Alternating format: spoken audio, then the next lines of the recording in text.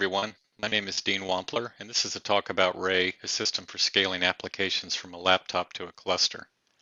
I work for Anyscale, which is a company that was spun out of the University of California at Berkeley, where Ray was developed. You can contact me at these links on the left and find out about Ray or Anyscale also at the last two links.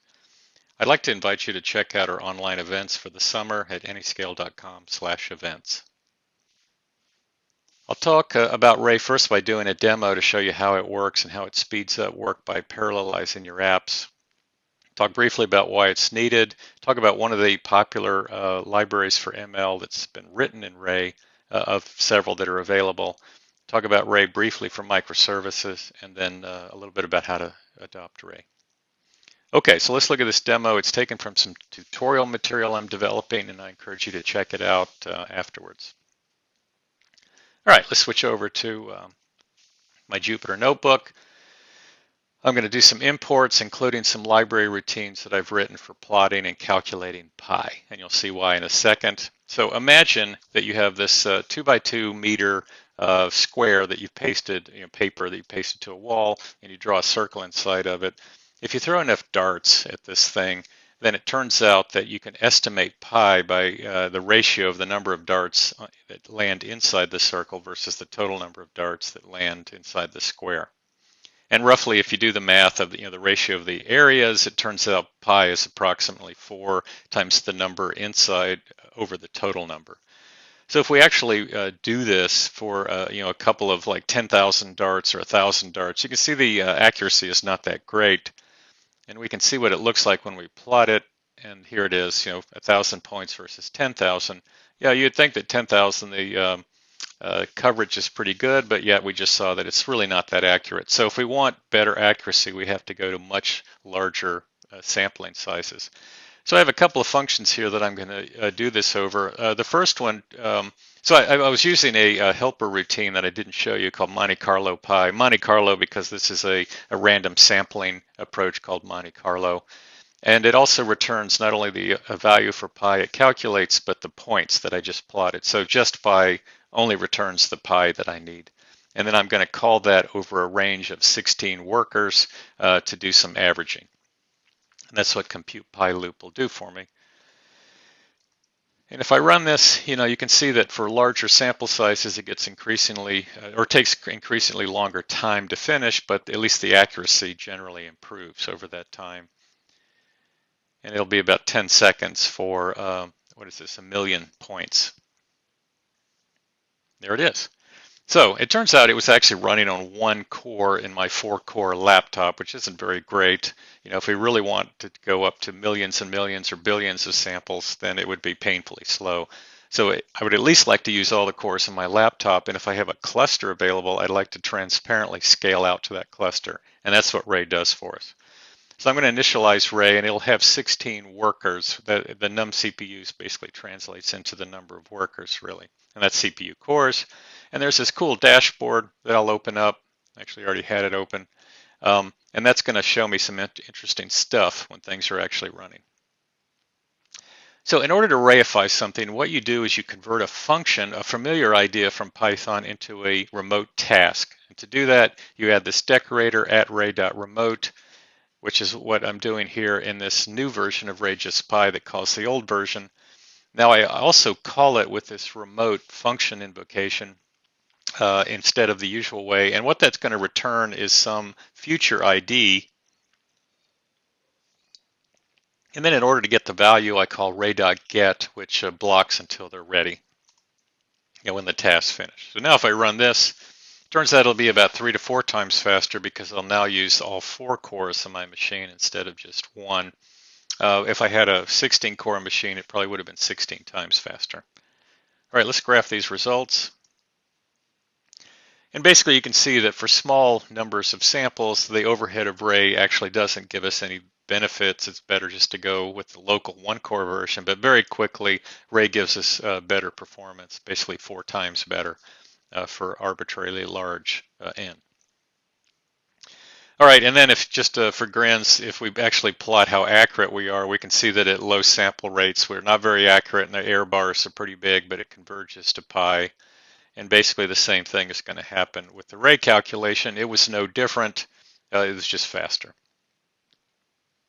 Okay, one thing I didn't talk about is what about distributed state?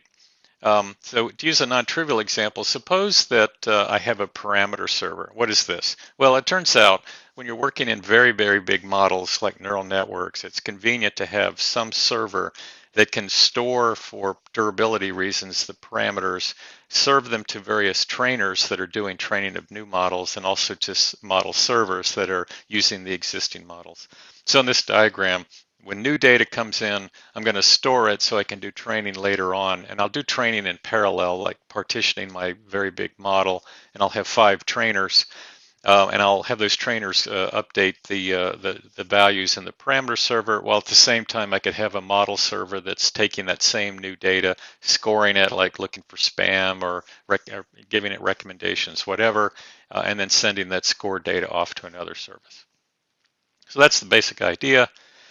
We'll imagine that we have 10,000 parameters per trainer or per model, whatever the case may be. We'll have 5 trainers and we'll iterate 500 times to try to converge to a better model. Here's our parameter server. It's actually really simple. It's just wrapping a hash map, or as they call it in Python, a dictionary. It'll have a name, and then with that name will be an associated set of parameters. So a very simple idea. Our trainer is a little bit more complicated. Normally, if this were talking to a neural network library like PyTorch, let's say, it would do something fancy like gradient descent. Here, all we're going to do is for each iteration, I'll just calculate a random delta for each parameter and then apply that delta. So it'll do busy work, not really anything very interesting, but it'll come up with random parameters at the end for how many number of iterations I ask it to do. When it's finished that calculation, it will call this helper function, send to server, to send the new parameters back to the server. Okay, let's create one of these guys and then create our initial set of parameters and our 5 trainers. Notice the parameters are all 0. This is the perspective from the server, parameter server. Now if we time this, again, we're all going to do all of this calculation, all this looping on one core because it's just regular Python. It takes about 6.5 seconds. Notice the user time. It was mostly user time, 6.3 seconds. That's going to be a lot smaller in a minute. And here's what the parameter server has for new values. They're just random numbers. Okay, what if we wanted to turn this into something that's distributed over a cluster? The way we do that is with, again, a familiar idea from Python, which is the class. We just saw classes were used to hold this state in an intuitive way. We're going to convert these to actors. Now, actors is an old distributed computing paradigm. I won't describe it in detail. I welcome you to Google the word actor distributed computing or something to find out a description. But basically, we're going to make this a remote object that can then repeatedly accept requests for work and do the work and then save it in around a cluster. Once again, we use the same decorator to declare a class to be an actor. And all we need to do is subclass our parameter server. There's nothing we need to add, so it'll just be an empty class body, as it were. And if we instantiate one of these, we see that it's now this thing called an actor that's wrapping the object. Now our trainer is a little bit different. First, we need a constructor to pass arguments through to the superclass. But remember that send to server function. Now we're going to be invoking another actor. So notice how method calls work in actors. It's actor, method, and then .remote, similar to tasks. So we have to do it a little differently than we did before, where it was just a regular method call. Notice that we're just asynchronously firing and forgetting these updates. We actually, in a real implementation, might want to make sure that it worked if we were going out over a cluster. But here we'll just fire and forget. Now if we instantiate these, we've got 5 actors for trainers, and if we run this thing, it finishes in 2 seconds wall time, but look at the user time. It's now down to 37 milliseconds versus like 1 or 2 seconds before. So dramatically better because we were able to fully leverage the cluster asynchronously. And then the results are, again, what we would expect randomly. Okay, Let's go back to the slides. Hopefully you get a sense of what it's like to work with Ray now. Why Ray? Well, two big trends are happening. One is that we're going from model sizes that are growing enormously in size, every 18 months, vastly much faster than the hardware is keeping up. So we really have to go distributed if we're going to keep up with this growth. On the other hand, Python is the dominant language now for these kind of workloads because of its popularity in the data science world. So that means we need an easy, effective, and robust way to horizontally scale Python applications. A typical machine learning problem involves a whole bunch of different kinds of tasks you do. I won't go into a lot of details here for time's sake, but just say that all of these steps really require a distribution to be implemented effectively. And the vision of Ray is that we could have a common framework that's flexible enough to meet the different compute models that each of these different things has, and then leverage on top of that these libraries that are targeted at specific aspects of this problem domain. And here's some of the libraries available today for Ray. In fact, if you're using these libraries, you may never even drop down to the Ray API that we just looked at. I only have time to talk about one of these, so I'll talk about tune for hyperparameter tuning. Let me explain what that is. So k-means is this very simple algorithm for give me a data set and find the clusters in the data. And the k value, which is how many clusters I think I have, is a hyperparameter. And when I found the actual clusters, those would be defined by parameters. So here, that's just the idea, but with hyperparameter tuning. In this trivial case, finding the optimal k for the data. In this two-dimensional data, I can eyeball it pretty well, but if this were like, say, 10-dimensional data, it would be hard to know where the clusters really are. So I might run with several values of k and see which one seems to work best. This problem of picking the hyperparameters gets enormously complicated in neural networks.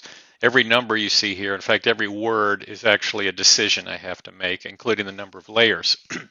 So it's an enormous space to explore, and I need some intelligent way to explore it to find reasonably good versions of this architecture that will work for my problem without wasting a lot of compute resources exploring bad choices.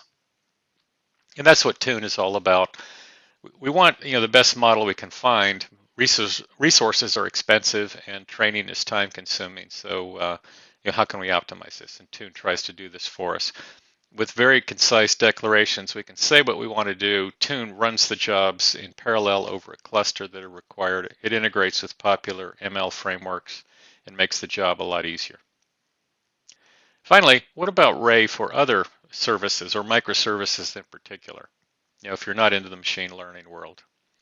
Well, just one particular problem with microservice development is that you often deploy a lot of instances of them that you have to manage yourself. The number of instances will vary. You may be changing out new instances frequently as you evolve these services. But it's just all stuff you have to manage explicitly. And the vision of Ray is that we could actually go back to having one logical instance per microservice, and Ray does the scaling across our cluster. Why did we have those different explicit instances before? Well, node boundaries, are easily hit, and we need to go to other nodes for scalability, but also we want resilience to have stuff running across the cluster in case nodes fail. Well, Ray kind of gives us that transparently, so it makes it a lot easier to manage our applications. So finally, if you want to migrate to Ray, you may already be using some multi-threading libraries that let you leverage your single nodes like these three right here. Well, there's drop-in replacements for them with Ray that just involve a new import statement. And then you're now scaling to a cluster. Well, anyway, thanks so much. I appreciate your time. And here's some links. Once again, check out our Ray Summit Connect series, which are the summer events. And I'm looking forward to hearing from you.